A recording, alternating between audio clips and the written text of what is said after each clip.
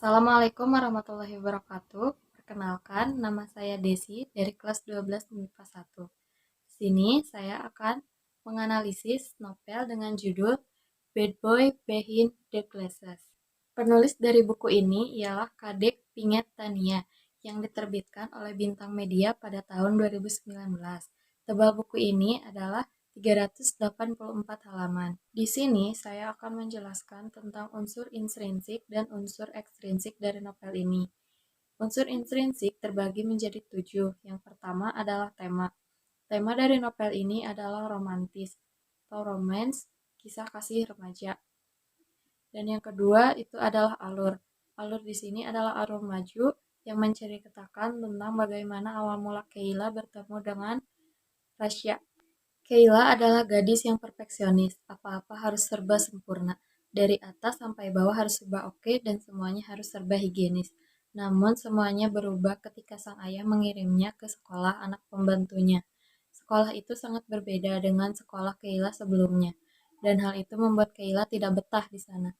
Apalagi ketika Keila mengetahui rahasia besar seorang Rasya, cowok culun yang sikapnya tertutup. Hal itu membuat hidup Keila berubah drastis.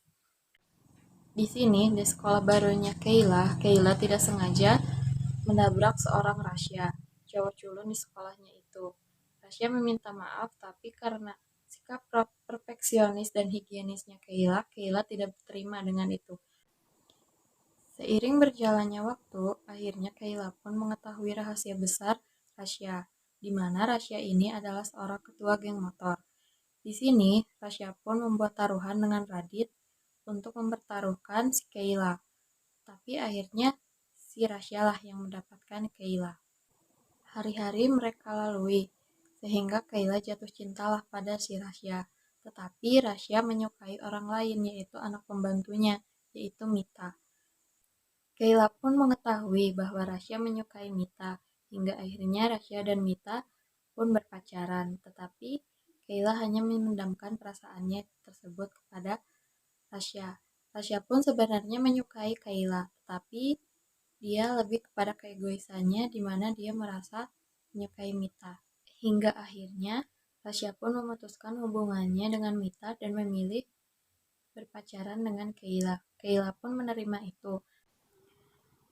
Tak lama setelah Rasya dan Keila menjalin hubungan, muncullah sesosok Rachel di antara mereka berdua. Rachel ini merupakan masa lalu dari Rasya. Dia koma sudah 1 tahun. Dan di mana ini juga yang menyebabkan Rasya dan Radit bertengkar. Di cerita ini juga bukan hanya menceritakan tentang kisah Rasya dan Keila saja, tetapi menceritakan juga tentang Rasya dan sahabat-sahabatnya. Terutama Rasya ini merupakan seorang ketua geng motor yang dimana geng motornya itu merupakan sahabat-sahabat dari Rasya. Dari geng motor ini pun banyak teman-teman Rasya seperti Leo, Gavin, dan lain-lain. Kurang lebih seperti itu ceritanya hingga cerita panjang sampai menuju ending. Yang ketiga itu adalah tokoh. Tokoh di novel ini ada sekitar 20 orang.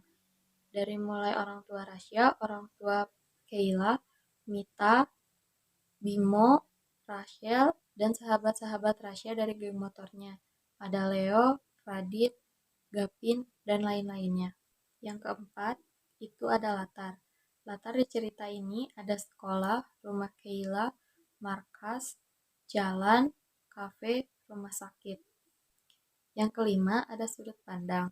Sudut pandang di novel ini adalah orang ketiga karena tidak melibatkan seseorang yang bersangkutan. Yang keenam ada gaya bahasa. Di sini asing, campuran, dan baku. Yang ketujuh ada amanat. Amanat yang bisa saya ambil dari cerita ini adalah jangan mudah menilai seseorang hanya dari penampilannya saja. Seperti Rasya yang kelihatannya culun tapi ternyata dia adalah seorang ketua geng motor. Juga di balik sikapnya yang keras karena dia adalah seorang ketua geng motor, dia juga memiliki sisi baiknya, yaitu dia selalu melindungi Keila dan selalu ada untuk Keila. Yang selanjutnya ada unsur ekstrinsik, yaitu ada sejarah dan biografi penulis. Kadek Pingetania atau kerap disapa Pink merupakan wanita muda kelahiran 20 Oktober tahun 2003. Beliau bersekolah di SMA Denpasar, Bali. Kadek Pengetania ini juga penulis aktif di Wattpad dan sudah memiliki 131.000 pengikut. Cukup sekian analisis novel dari saya, kurang lebihnya mohon maaf. Wassalamualaikum warahmatullahi wabarakatuh. Bye-bye.